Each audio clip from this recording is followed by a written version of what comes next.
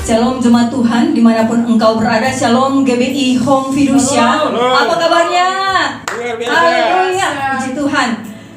Satu hal yang saya mau katakan begini saudara, kita tidak pernah bisa memilih kapan badai itu datang, tapi kita bisa memilih ketika badai itu datang, mata kita tetap tertuju kepada Tuhan. Amin. Mungkin sangat sulit untuk kita bersyukur di situasi yang terpuruk, di situasi kritis. Tapi itu bukan alasan bagi kita untuk tidak menyembah Tuhan.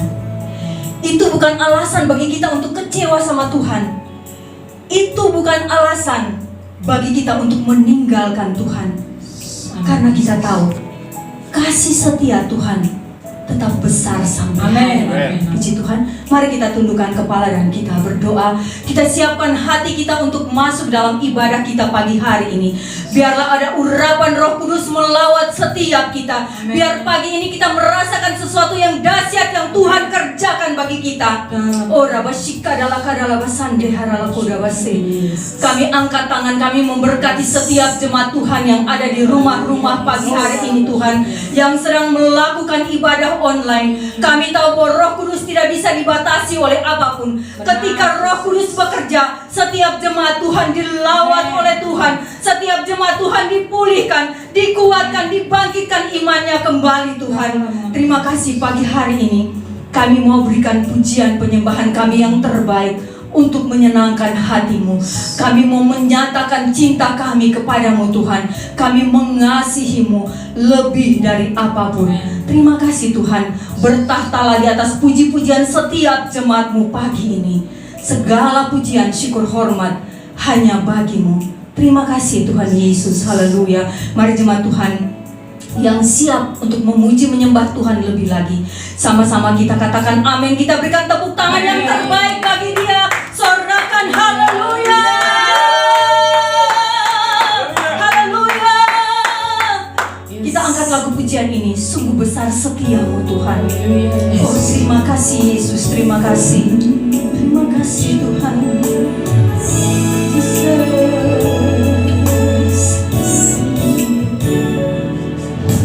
Sungguh besar setiamu, nyata di sepanjang hidupku. Darah-Mu telah layakkan kehidupan kami. Yes, haleluya. Tiada kata yang bisa lukiskan indahnya Kau Tuhan. Darah-Mu telah layakkan kehidupanku. Katakan ku tinggikan Tuhan. Haleluya. Ku tinggikan Engkau melebihi segalanya, lebih dalam ku menyembah dalam roh dan kebenaran. Ku tinggikan Engkau Tuhan, melebihi segalanya, lebih dalam ku menyembah dalam roh dan kebenaran selamanya. Mari kita angkat lagu ini sekali lagi dari awal. Katakan sungguh besar setiamu. Sungguh besar setiamu. Terima kasih Tuhan untuk kasih setiamu, nyata di sepanjang hidupku. Darah-Mu telah layakkan kehidupanku. Tiada kata, tiada kata yang bisa lukiskan indahnya Kau Tuhan. Bagimu segala pujian, pujian Tuhan. kemuliaan. Haleluya, kami tinggikan Engkau. Ku tinggikan Engkau Tuhan, melebihi segalanya, lebih dalam ku menyembah dalam roh dan kebenaran. Kami tinggikan Tuhan.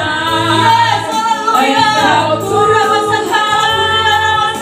melebihi segalanya, lebih dalam ku menyembah dalam roh dan kebenaran selamanya. Mari jemaat Tuhan sekali lagi katakan, ku tinggikan. Haleluya, haleluya. Terima kasih Tuhan. Sama-sama kita angkat lagu ini. Katakan, ku tinggikan. Haleluya. Ku tinggikan Engkau Tuhan, melebihi segalanya, lebih dalam ku menyembah dalam roh dan kebenaran selamanya.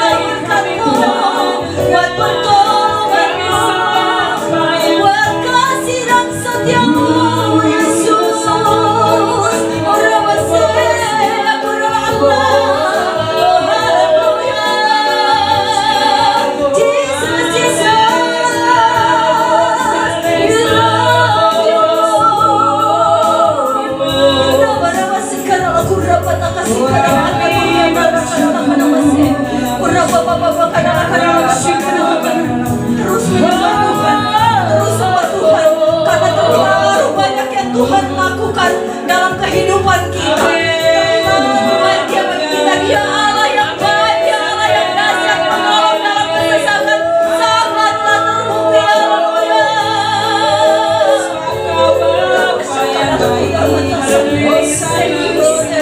Thank you, Abba Father. Thank you, Holy Spirit. Terima kasih Tuhan.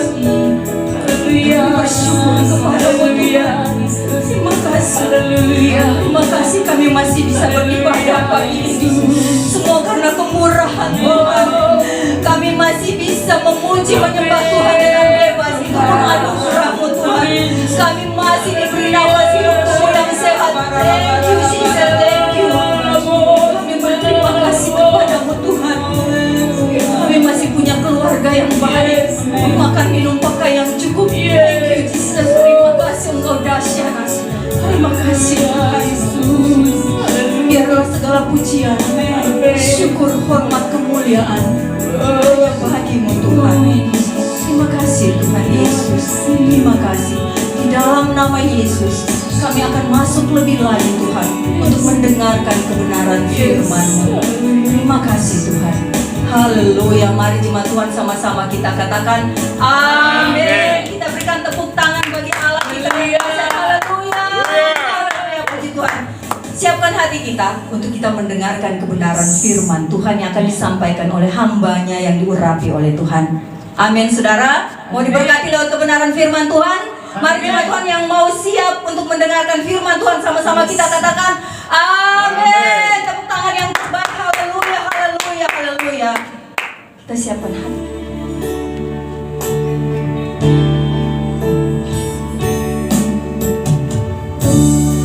Engkaulah perisaiku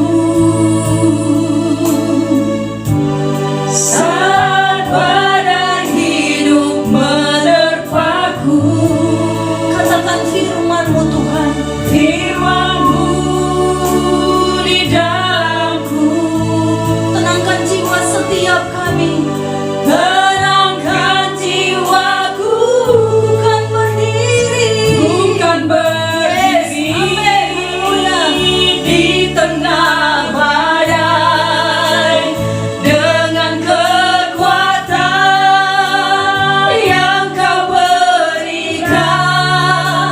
Sampai kapanpun ku kan bertahan, karena Yesus selalu menopang hidupku. Mari jemaat Tuhan kita angkat lagu ini dari awal, sama-sama katakan Engkaulah perisaiku. Engkaulah perisaiku saat badai hidup menerpaku. Oh firman-Mu. Firman-Mu di dalamku. Tenangkan jiwa setiap kami Tuhan. Tenangkan jiwaku. Ku kan berdiri di tengah badai dengan kekuatan yang Kau berikan. Sampai kapanpun ku kan bertahan, karena Yesus selalu menopang. Ku kan bertahan di dalam tekanan dengan kekuatan yang Kau berikan. Sampai kapan tak tergoyahkan. tak tergoyahkan, karena Yesus selalu menopang. Bukan berdiri. Bukan Yes, amin, berdiri haleluya. di tengah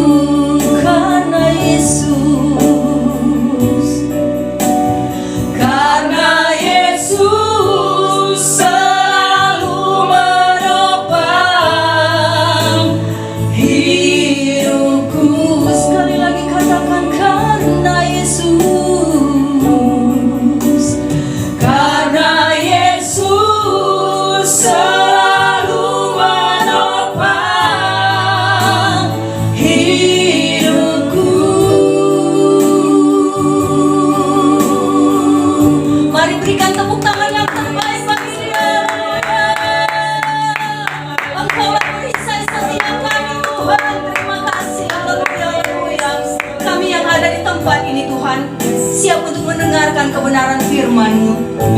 Sucikan dan kuduskan hati kami, siapkan hati kami menjadi tanah yang subur, yang siap menerima benih kebenaran firman-Mu, agar berbuah, bertumbuh, menghasilkan buah yang lebat untuk kemuliaan nama Tuhan. Di dalam nama Yesus, jemaat yang siap mendengarkan firman Tuhan, sama-sama kita katakan, Shalom Bapak Ibu yang dikasihi Tuhan. Sebelum kita mendengarkan akan kebenaran firman Tuhan, mari kita tundukkan kepala kita berdoa. Bapa di dalam surga, kami mengucap syukur dan terima kasih buat segala kasih anugerah-Mu. Tuhan, saat ini kami mau mendengarkan akan kebenaran firman-Mu Tuhan. Beri kami hikmat marifat-Mu Tuhan, supaya kami mengerti akan kebenaran firman-Mu dan menjadi pelaku-pelaku firman-Mu. Terima kasih Tuhan, kami sambut kebenaran firman-Mu di dalam nama Tuhan Yesus Kristus. Haleluya. Amin. Amin. Shalom Bapak Ibu yang dikasihi Tuhan. Ada seorang ibu muda bernama Bethan Simpsons. Dia dalam keadaan mengandung 20 minggu usia kandungannya. Saat itu dia check up. Dia melakukan pemeriksaan kandungannya di rumah sakit. Dan dari hasil pemeriksaan itu, dokter menyatakan bahwa janin yang ada di dalam kandungan Bethan ini bermasalah. Karena kepalanya tidak bertumbuh sebagaimana seharusnya. Dan tulang sumsum belakangnya itu juga tidak berkembang sebagaimana mestinya. Sehingga dokter memberi 3 alternatif kepada Bethan. Yang pertama, Bethan bisa membiarkan kandungannya ini berjalan sebagaimana apa adanya, namun dengan risiko bayi itu akan lahir cacat atau bahkan mati sebelum dilahirkan. Alternatif kedua, Bethan diperbolehkan melakukan aborsi. Dan alternatif ketiga, Bethan harus bersedia dilakukan operasi perbaikan janin. Sekalipun operasi itu mengandung risiko yang besar baik terhadap sang ibu maupun kepada bayi dalam kandungannya. Setelah Bethan Simpson dengan suaminya Kirons merundingkan, kemudian mereka memutuskan kepada dokter, sekalipun dengan risiko yang besar, mereka memutuskan untuk mengambil alternatif ketiga, yaitu operasi perbaikan janin. Dan tepatnya pada tanggal 8 Januari 2019, ya, yang saat itu, yang seharusnya kalau normal Bethan ini akan melahirkan pada bulan April 2019, di tanggal 8 Januari 2019 itu Bethan melakukan operasi perbaikan janin yang dilakukan oleh tim dokter ahli di Rumah Sakit University College Hospital di London. Operasi itu dilakukan dengan cara janin yang ada di dalam kandungan Bethan ini disesar, dikeluarkan dari rahim sang ibu, kemudian dilakukan perbaikan tulang sumsum belakangnya, dan kemudian dimasukkan kembali ke dalam rahim sang ibu untuk kemudian dilahirkan pada waktunya. Bapak Ibu yang dikasihi Tuhan, dari kisah nyata ini, saya teringat akan sebuah kisah yang ditulis di dalam Alkitab, di dalam Injil Yohanes, di mana ada seorang yang bernama Nikodemus, seorang Farisi yang bertanya kepada Tuhan Yesus, bagaimana mungkin aku yang sudah tua ini masuk kembali ke dalam rahim ibuku untuk dilahirkan kembali? Bapak Ibu yang dikasihi Tuhan, atas dasar itulah hari ini saya akan menyampaikan kebenaran firman Tuhan dengan judul Perjuangan untuk mengalami kelahiran baru. Perjuangan untuk mengalami kelahiran baru yang didasarkan kepada Injil Yohanes 3 ayatnya yang ke-1 sampai 21. Injil Yohanes 3 ayat pertama sampai ke-21, namun saya akan bacakan dari ayat yang pertama sampai dengan ayat yang ke-7 saja. Demikian firman Tuhan. Adalah seorang Farisi yang bernama Nikodemus, seorang pemimpin agama Yahudi. Ia datang pada waktu malam kepada Yesus dan berkata, "Rabi, kami tahu bahwa engkau datang sebagai guru yang diutus Allah, sebab tidak ada seorang pun yang dapat mengadakan tanda-tanda yang engkau adakan itu jika Allah tidak menyertainya." Yesus menjawab katanya, "Aku berkata kepadamu, sesungguhnya jika orang tidak dilahirkan kembali, ia tidak dapat melihat kerajaan Allah." Kata Nikodemus kepadanya, "Bagaimanakah mungkin seorang dilahirkan kalau ia sudah tua? Dapatkah ia masuk kembali ke dalam rahim ibunya dan dilahirkan lagi?" Jawab Yesus, "Aku berkata kepadamu, sesungguhnya jika orang tidak dilahirkan dari air dan roh, ia tidak dapat masuk ke dalam kerajaan Allah. Apa yang dilahirkan dari daging adalah daging, dan apa yang dilahirkan dari roh adalah roh. Janganlah engkau heran karena aku berkata kepadamu, kamu harus dilahirkan kembali." Amin. Bapak Ibu yang dikasihi Tuhan, perikop yang kita baca ini mengkisahkan bahwa seorang Farisi, dia juga adalah seorang yang ahli agama. Dia secara diam-diam di malam hari supaya tidak dilihat oleh teman-temannya mencari Tuhan Yesus. Dan setibanya di tempat di mana dia bertemu dengan Tuhan Yesus, malam itu Yesus langsung mengatakan kepada Nikodemus ini. Yesus mengatakan, "Sesungguhnya jikalau seseorang tidak dilahirkan kembali, dia tidak dapat melihat kerajaan Allah." Nikodemus ketika melihat, mendengar pernyataan Tuhan Yesus ini, dia sangat-sangat kaget, dia sangat terkejut, dia sangat terheran-heran. Yang pertama, dia terheran-heran karena bagaimana Tuhan Yesus bisa mengetahui apa yang akan dia tanyakan. Tuhan Yesus bisa menjawab apa yang ingin dia pertanyakan padahal dia belum menyampaikan pertanyaan itu. Tuhan Yesus sudah mengetahui perihal keselamatan sehingga Tuhan Yesus mengatakan, sesungguhnya seseorang itu tidak akan dapat melihat kerajaan Allah kalau dia tidak dilahirkan kembali. Yang kedua, dia terheran-heran. Bagaimana mungkin seseorang masuk ke dalam rahim ibunya untuk dilahirkan kembali?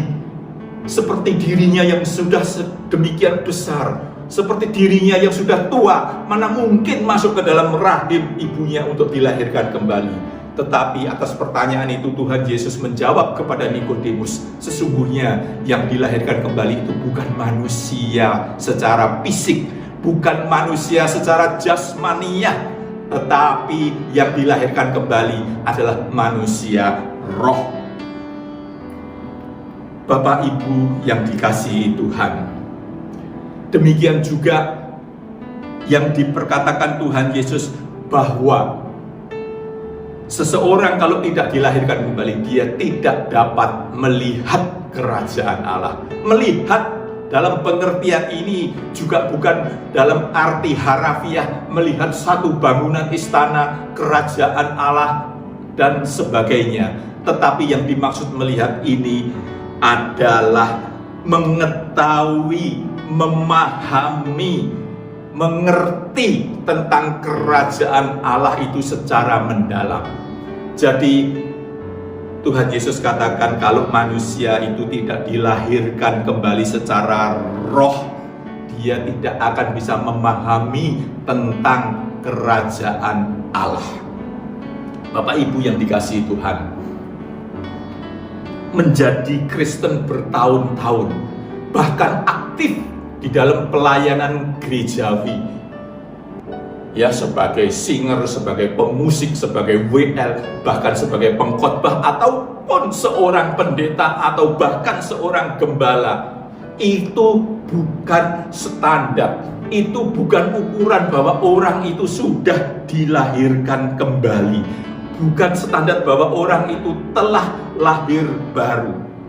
Banyak pemahaman yang mengatakan bahwa kelahiran baru itu terjadi secara spektakuler, seolah-olah kelahiran baru itu bisa terjadi dalam sekejap, secara instan, secara ajaib di luar kesadaran seseorang. Seakan-akan tanpa respon dari orang tersebut bisa terjadi kelahiran baru.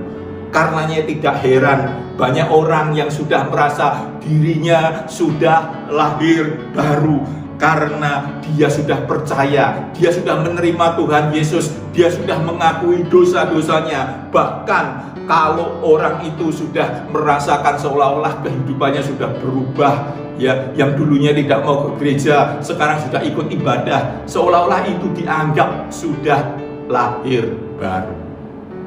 Dan tidak heran, seringkali di dalam setiap ibadah KKR atau ibadah-ibadah yang mengandung tantangan untuk menerima Tuhan Yesus, sang pendeta, sang gembala memanggil, siapa yang mau terima Tuhan Yesus, mari maju, saya doakan, ikuti doa saya ya, sambil tumpang tangan mengatakan, Tuhan Yesus, aku percaya kepadamu, aku mohon ampun atas segala dosa-dosaku, masuklah dalam hidupku. Kemudian dia merasa sudah menerima Tuhan Yesus dan sudah dilahirkan baru. Banyak orang merasa demikian, sehingga tidak heran kalau seringkali saya mendengar, khususnya dari ibu-ibu, puji Tuhan, suamiku sudah lahir baru. Bagaimana tahu sudah lahir baru? Iya, dulunya dia nggak mau ke gereja, sekarang sudah ke gereja.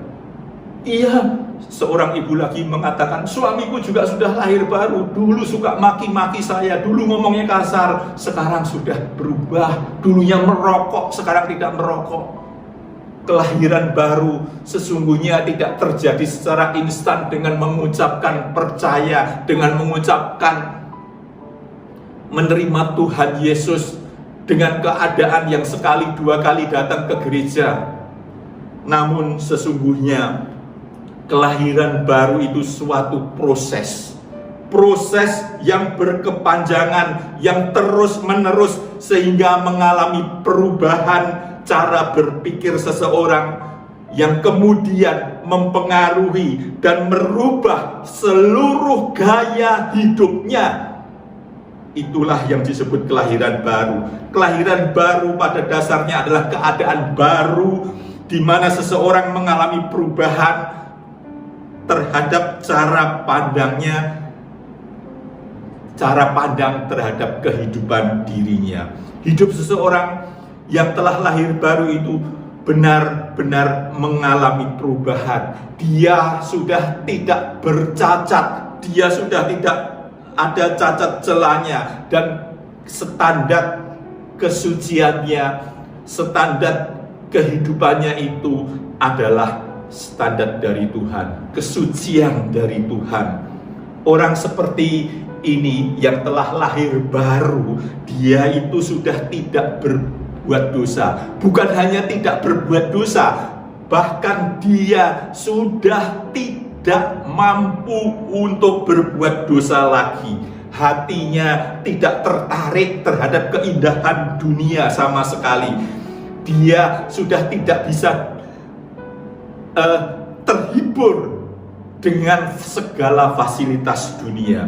Jiwanya tidak lagi dapat dibahagiakan oleh dunia. Itulah yang disebut orang yang telah dilahirkan baru.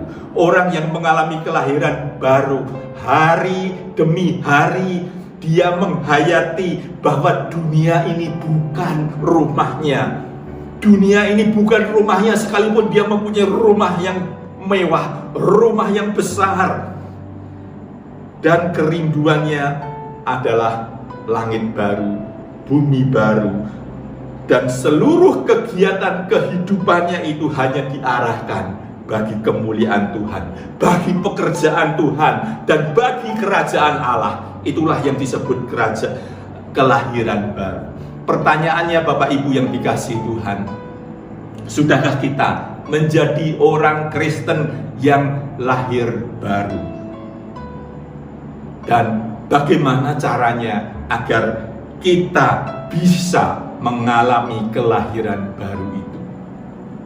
Bagaimana caranya agar kita bisa mengalami kelahiran baru itu? Yang pertama, supaya kita bisa mengalami kelahiran baru, kita harus menerima Tuhan Yesus sebagai Tuhan dan Juru Selamat. Kita harus menerima Tuhan Yesus sebagai Tuhan dan Juru Selamat. Banyak orang Kristen merasa sudah menerima Tuhan Yesus karena dia sudah memeluk agama Kristen. Mereka menyamakan menerima Tuhan Yesus itu sama dengan memeluk agama Kristen. Sesungguhnya tidak demikian. Pengertian menerima Tuhan Yesus itu tidak sedangkal itu.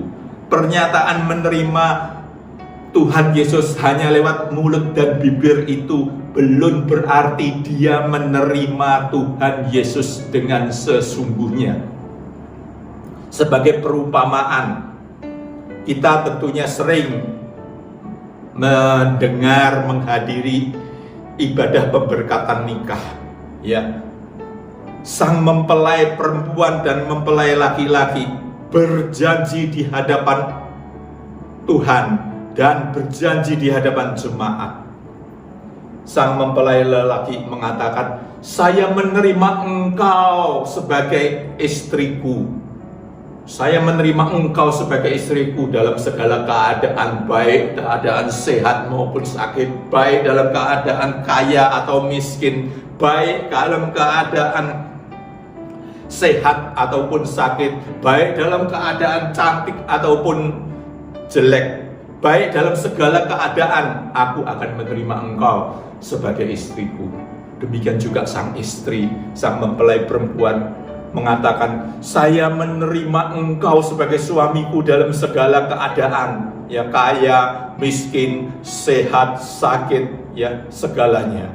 Tetapi apakah itu sudah menerima benar-benar sebagai suami atau sebagai istri? Belum. Itu belum menerima sepanjang belum dibuktikan.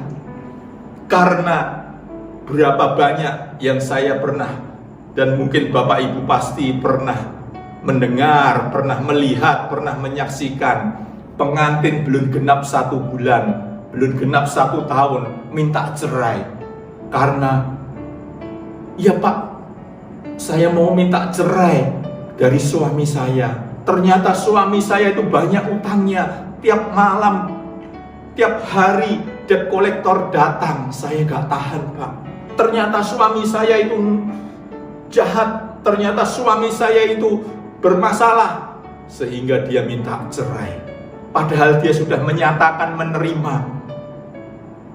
Demikian juga sang suami. "Saya mau minta cerai, ternyata istri saya tidak seperti apa yang saya duga." Pernyataan menerima harus dibuktikan dari kelakuan, dari proses perbuatan yang terus-menerus.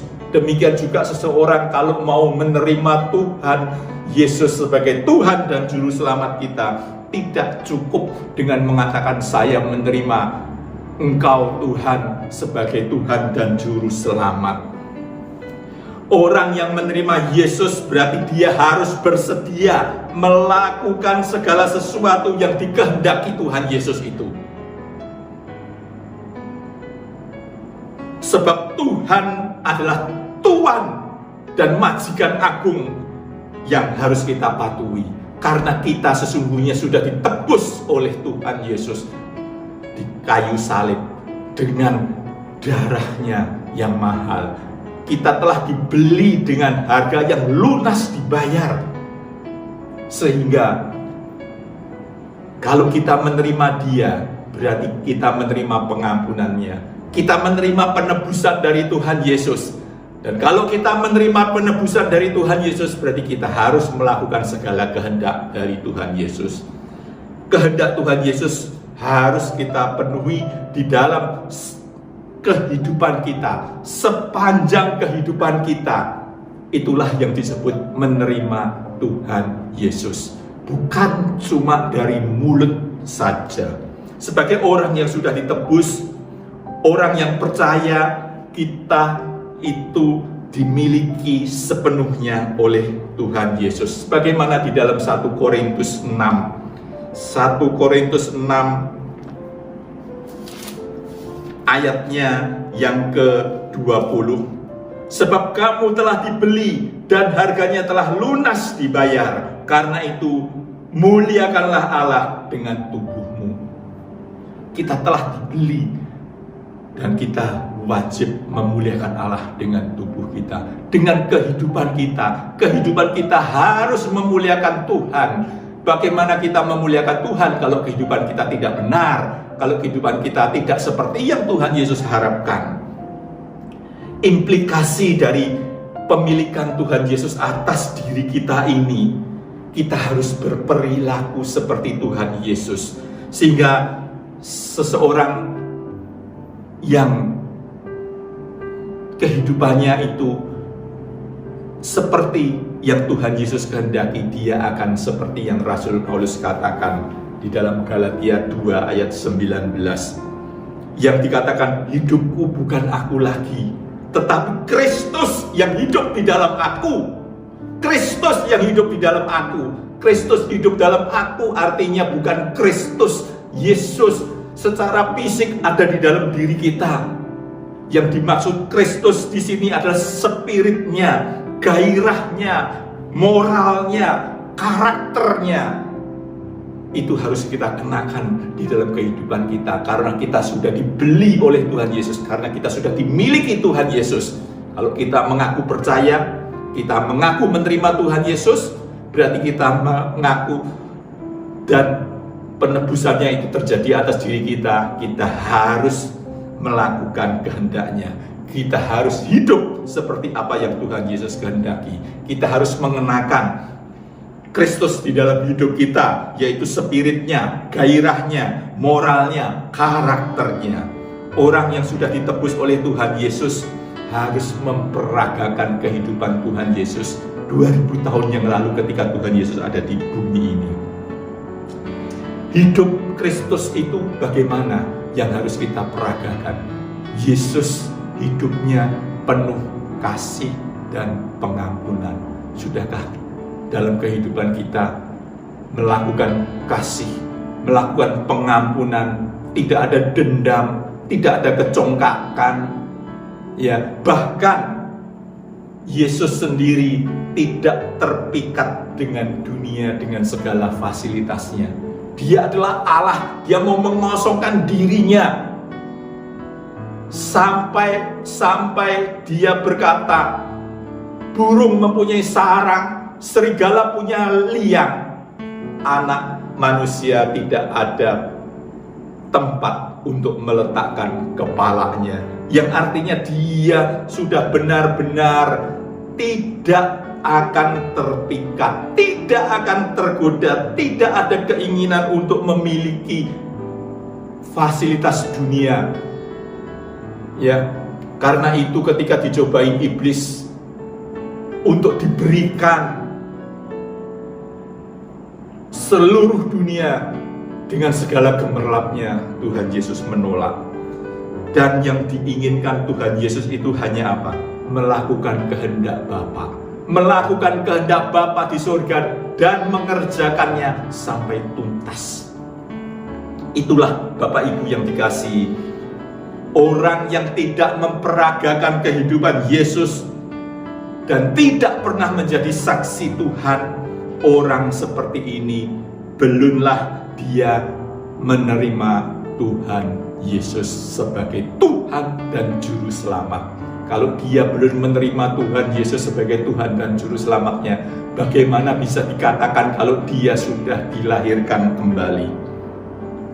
Dengan memperagakan gaya hidup Tuhan Yesus di dalam segenap hidup kita, barulah kita disebut sebagai orang yang sudah menerima Tuhan Yesus sebagai Tuhan dan Juru Selamat. Dan itulah pangkal supaya kita bisa dilahirkan kembali. Yang kedua, Bapak Ibu yang dikasihi Tuhan, bagaimana supaya kita bisa dilahirkan kembali? Yang kedua, kita harus terus bertumbuh di dalam kebenaran firman Tuhan. Kita harus terus bertumbuh di dalam kebenaran firman Tuhan. Apa sih? Kenapa kok kita harus bertumbuh? Kalau kita sudah menerima Tuhan Yesus sebagai Tuhan dan Juru Selamat dengan memperagakan kehidupan Tuhan Yesus di dalam diri kita, kita harus memiliki pikiran, karakter, ya, perasaan seperti Tuhan Yesus dan melakukannya. Kita tidak bisa stuck sampai di situ saja, karena di dalam kehidupan ini kita harus terus dan terus bertumbuh. Kita harus bertumbuh dalam kebenaran. Yang dimaksud kebenaran apa? Kalau kita membaca di dalam Injil Yohanes 8, Injil Yohanes 8 ayat yang ke-31 dan 32. Yohanes 8, 31, 32, demikian firman Tuhan. Maka katanya kepada orang-orang Yahudi yang percaya kepadanya, jikalau kamu tetap dalam firman-Ku, kamu benar-benar adalah murid-Ku, dan kamu akan mengetahui kebenaran, dan kebenaran itu akan memerdekakan kamu. Ya, kalau seseorang itu tetap di dalam kebenaran firman Tuhan, dia selain menjadi murid Tuhan Yesus, dia akan mengenal kebenaran. Artinya, kebenaran firman Tuhan ini adalah kebenaran, dan firman Tuhan ini yang adalah kebenaran ini akan memerdekakan kita. Memerdekakan dari apa? Dari penjajahan dosa. Kita dimerdekakan dari perbuatan dosa. Kita dilepaskan dari kungkungan iblis, ikatan-ikatan dosa, sehingga kita tidak akan melakukan dosa-dosa itu lagi. Kita harus bisa memahami, memang ketika kita mengaku percaya dan menerima Tuhan Yesus sebagai Tuhan dan Juru Selamat, dosa-dosa kita diampuni. Kan kita sudah ditebus, dosa-dosa kita sudah diampuni karena kita sudah ditebus oleh Tuhan Yesus. Dosa-dosa itu adalah dosa-dosa masa lalu. Kemudian ke depannya bagaimana? Manusia tetap mempunyai naluri, mempunyai hasrat, dan itulah yang disebut kodrat. Kodrat dosa itu masih tetap ada. Itulah sebabnya kita harus terus bertumbuh di dalam kebenaran firman Tuhan, supaya kita tidak terjerat lagi, supaya kita tidak tersesat lagi di dalam dosa itu. Itulah pentingnya kenapa setelah kita menerima Tuhan Yesus sebagai Tuhan dan Juru Selamat, kita juga harus terus bertumbuh dan bertumbuh di dalam kebenaran firman Tuhan ini. Sejak pertobatan awal seseorang, Tuhan itu menghendaki bahwa orang percaya harus terus bertumbuh di dalam kebenaran agar semakin dewasa kerohaniannya. Kedewasaan rohani itu tidak terjadi secara seketika, tidak akan bisa terjadi secara instan, tetapi membutuhkan proses dan perjuangan. Bukan cukup 1 hari, bukan cuma 1 minggu, 1 bulan, 1 tahun, tetapi harus sepanjang hidup kita. Dengan terus menerus kita harus memiliki kehausan kerinduan untuk apa? Untuk mendalami kebenaran firman Tuhan dengan cara membaca, merenungkan, menghayati kebenaran-kebenaran firman Tuhan ini. Sudahkah kita membaca kebenaran firman Tuhan ini dari hari ke hari setiap waktu? Jangan Alkitab ini hanya sebagai pajangan di rumah. Firman Tuhan adalah makanan bagi jiwa dan roh kita.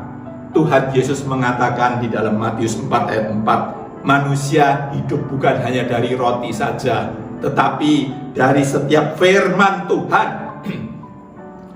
Tubuh jasmani kita butuh makanan bergizi agar kita bisa bertumbuh. Ya, demikian juga tubuh rohani kita perlu makanan rohani, yaitu kebenaran firman Tuhan ini. Bila kita tidak bertumbuh di dalam pengertian akan kebenaran firman Tuhan ini, maka kita akan kembali terjebak terhadap dosa-dosa. Kita akan kembali terjebak di dalam kehidupan dunia. Ya, firman Tuhan pun mengatakan ya, kalau kita tidak bertumbuh di dalam kebenaran firman Tuhan, kekayaan, kehormatan, ya, kebanggaan itu akan menipu kita. Kita membaca di dalam Injil Matius 13 ayat 22. Matius 13 ayatnya yang ke-22. Yang ditabur di tengah semak duri ialah orang yang mendengar firman itu, lalu kekhawatiran dunia ini dan tipu daya kekayaan menghimpit firman itu sehingga tidak berbuah. Artinya, kalau kita tidak bertumbuh di dalam kebenaran firman Tuhan, maka godaan-godaan dunia, kekayaan, ya, kehormatan, ya, keinginan-keinginan lain akan menjerat kita. Dunia dengan segala fasilitasnya yang menyesatkan itu akan menjerat kembali kita. Karena itu kita harus terus bertumbuh di dalam kebenaran firman Tuhan dengan cara kita terus-menerus merenungkannya, membaca, merenungkan, karena firman Tuhan ini sesungguhnya akan terus mencerahkan kita, mengarahkan kita, menuntun kita lewat pertolongan Roh Kudus, sehingga kita benar-benar bisa melakukan kehendak Tuhan seperti Tuhan Yesus, yang Tuhan Yesus lakukan dan Tuhan Yesus kehendaki bagi kita semua. Bapak Ibu yang dikasihi Tuhan, setelah kita menerima Yesus sebagai Tuhan dan Juru Selamat, kita terus bertumbuh di dalam kebenaran firman Tuhan supaya kita tidak tersesat lagi. Yang ketiga, supaya kita bisa dilahirkan kembali, kita harus melakukan pertobatan terus-menerus sampai cara pandang kita terhadap dunia ini benar-benar berubah. Kita harus terus-menerus melakukan pertobatan sampai cara pandang terhadap dunia ini sudah benar-benar berubah. Kita sudah tidak lagi tergoda dengan keinginan-keinginan yang menyesatkan.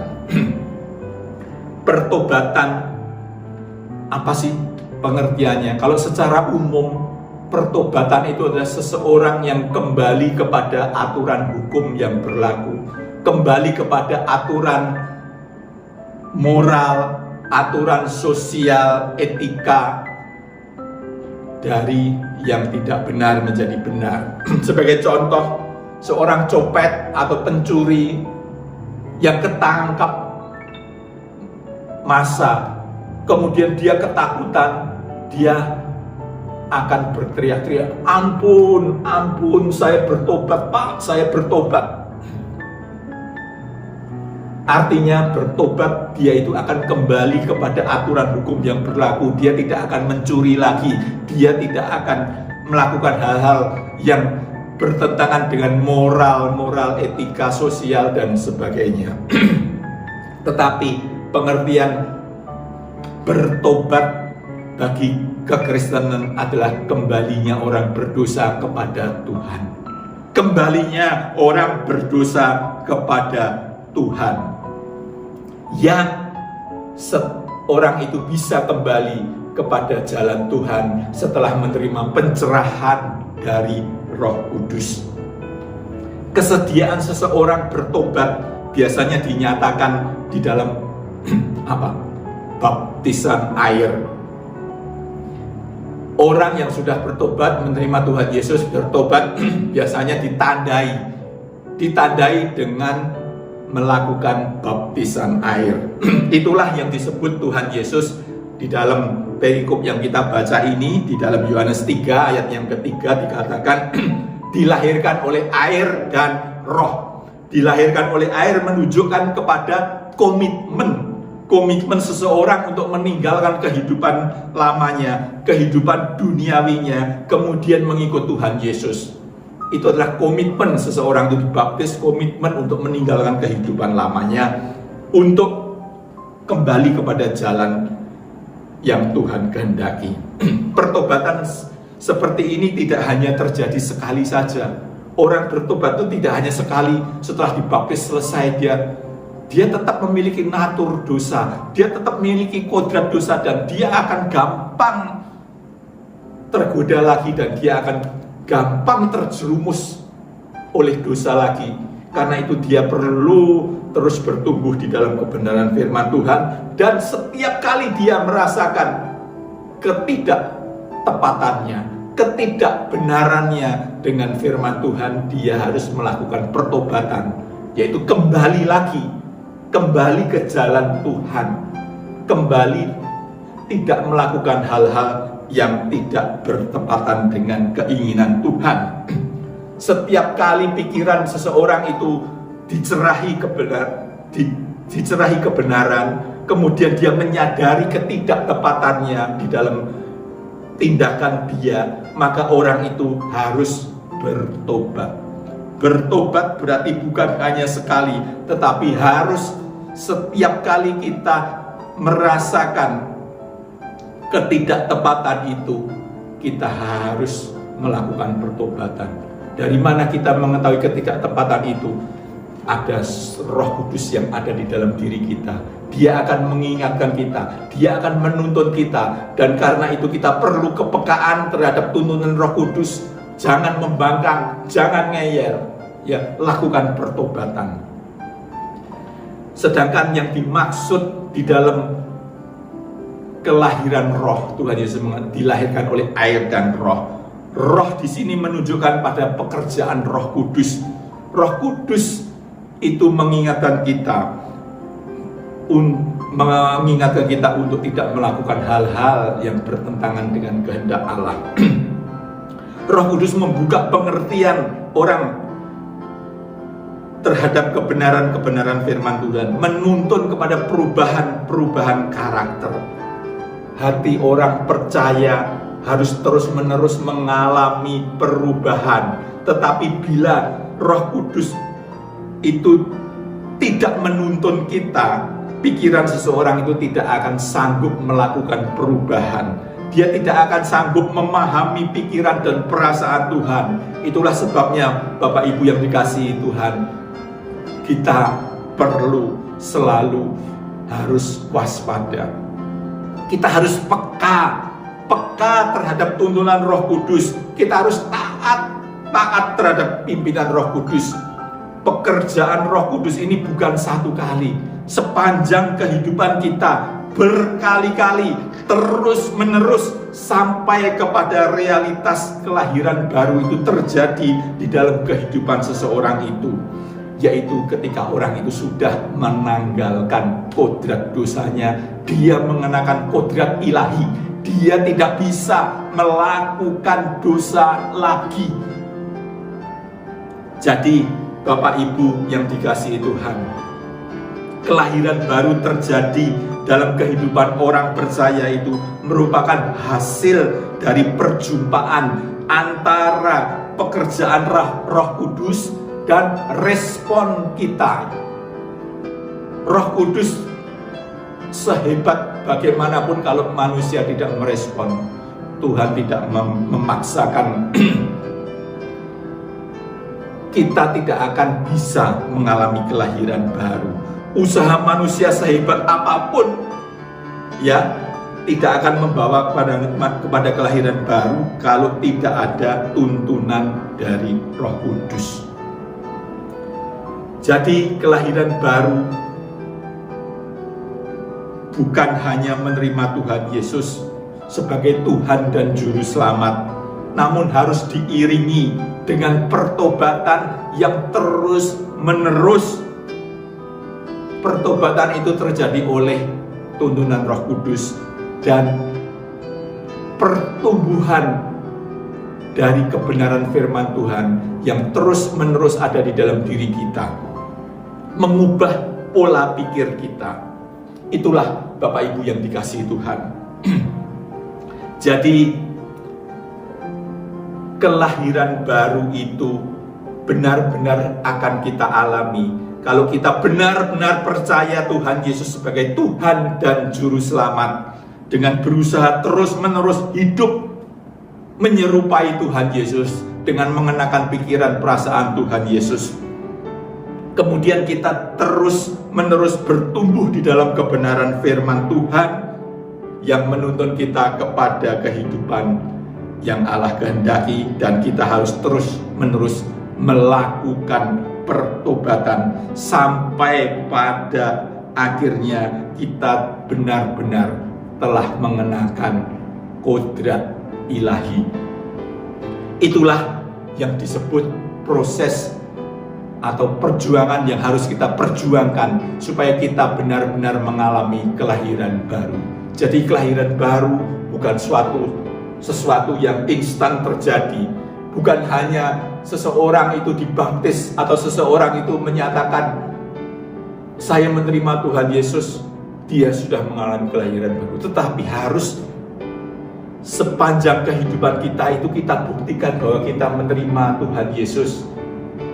Kita sebagai orang tebusannya, ya, kita harus melakukan kehendak Dia. Kita harus mau bertumbuh di dalam pengertian, pengetahuan akan kebenaran firman Tuhan ini, supaya kita tidak terjebak lagi ke dalam godaan-godaan, ke dalam jerat-jerat dari dunia yang menyesatkan ini. Dan setiap kali Roh Kudus menuntun kita menyadari akan kesalahan, kekurangan kita, kembali lakukan pertobatan itu. Kalau orang sudah melakukan semuanya itu, dia sudah benar-benar ada di dalam kodrat ilahi. Itulah yang disebut dia telah lahir kembali. Amin. Demikianlah kebenaran firman Tuhan. Biarlah lewat kebenaran firman Tuhan ini kita benar-benar mengalami kehidupan baru, kelahiran baru, sehingga pada saatnya nanti kita akan bersama-sama dengan Tuhan Yesus di dalam langit yang baru, bumi yang baru. Haleluya, haleluya, amin. Mari kita tundukkan kepala. Bapa di dalam surga, kami bersyukur, kami berterima kasih buat kebenaran firman-Mu Tuhan. Firman-Mu telah mencerahkan kami Tuhan, supaya kami benar-benar bisa melakukan perjuangan untuk mengalami kelahiran baru. Supaya kami berkenan kepadamu ya Tuhan, supaya kami bisa bersama-sama dengan Engkau ya Tuhan, di langit baru, bumi baru. Bahkan kami bisa bersama-sama dengan Tuhan Yesus memerintah di dalam kerajaan surga.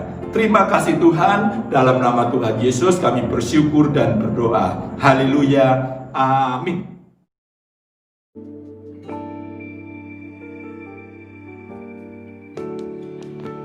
Kami bersyukur Tuhan atas kebenaran firman-Mu yang sudah Engkau sampaikan melalui hamba-Mu. Biar kiranya Engkau pakai hamba-Mu menjadi alat di tangan Tuhan, semakin hari semakin luar biasa bagi kemuliaan nama Tuhan. Tiba saatnya untuk kami boleh mempersiapkan diri masuk dalam sakramen perjamuan kudus-Mu. Tuhan, ampuni segala salah dosa dan pemberontakan kami, supaya kami layak masuk dalam sakramen perjamuan kudus-Mu. Biar setiap kami yang lemah boleh dikuatkan, yang sakit dijamah dengan kuat kuasa-Mu dalam nama Tuhan Yesus, yang bimbang hatinya diberikan kepastian bahwa Engkau adalah Allah yang mengasihi kami, yang tidak pernah meninggalkan hasil perbuatan tangan-Mu. Menyertai hamba-Mu yang akan melayani dalam perjamuan kudus-Mu ini Tuhan, supaya kami boleh bertemu dengan Engkau secara pribadi melalui sakramen perjamuan kudus-Mu. Terima kasih Bapa, kami mau menyerahkan keberadaan kami, tubuh jiwa roh kami ke dalam tangan-Mu, dan kami siap masuk dalam sakramen perjamuan kudus-Mu. Di dalam nama Tuhan Yesus kami berdoa, haleluya, amin. Untuk itu, sebelum kita menyambut roti dan anggur ini, kita naikkan satu pujian. Kasih Allahku sungguh telah terbukti ketika Dia serahkan anaknya. Kasih Allah mau berkorban bagi kau dan aku. Tak ada kasih seperti kasih-Mu.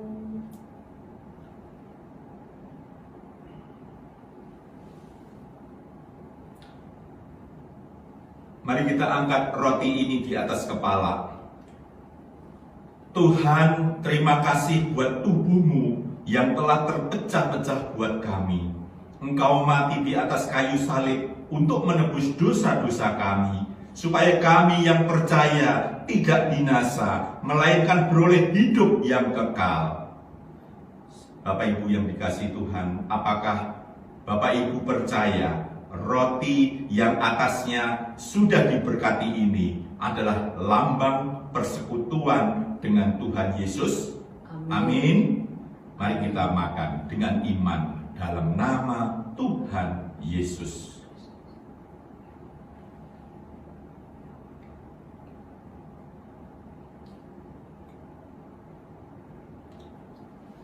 Seperti roti yang bersatu dengan tubuh, biarlah roh kami juga selalu bersekutu dengan roh-Mu, ya Tuhan.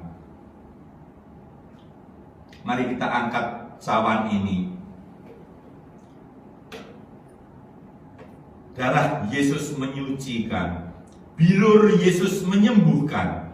Percayakah saudara bahwa darah Yesus sanggup menyembuhkan kita dari segala sakit penyakit dan kelemahan-kelemahan tubuh kita?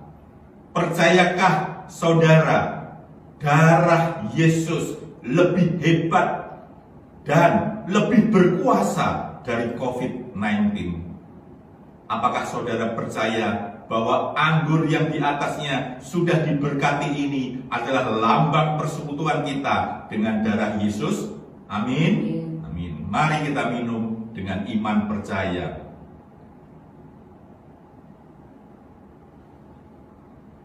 Haleluya.